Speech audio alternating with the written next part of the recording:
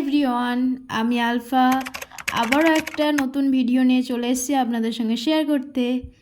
এটা chicken tandoori recipe, একদম বাড়িতে থাকা উপকরণ দিয়ে আপনারা খুব সহজেই বানিয়ে নিতে পারবেন।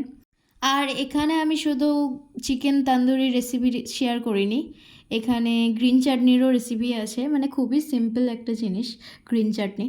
তো যাই হোক, আমি এখানে চিকেনটাকে ফার্স্টে ম্যারিনেট করেছি আদা রসুন এবং স্বাদ মতো লবণ আর কিছুটা পরিমাণে লঙ্কার গুঁড়ো আর কিছুটা গরম মশলা এবং কিছুটা পরিমাণে টমেটো সস আর গোলাপ জল আর কেওড়া জল ইউজ করেছি।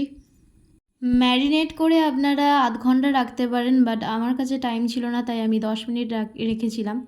তারপর আমি ওভেনে প্যান বসিয়ে দিয়েছিলাম এবং কিছুটা পরিমাণে সর্ষের তেল দিয়ে ভালোভাবে গরম করে তার উপরে চিকেনটা দিয়ে দিয়েছিলাম এবং একদম লো ফ্লেমে রাখতে হবে গ্যাসটাকে। চিকেনটা সেদ্ধ হয়ে গেলে চিকেনটাকে একটু পুড়িয়ে নেবেন, দেন তন্দুরি রেডি।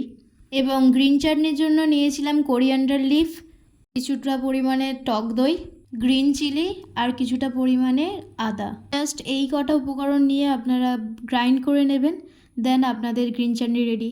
তো আজকে ভিডিওটা এই পর্যন্ত, দেখা হচ্ছে নেক্সট কোনো ভিডিওতে। টাটা।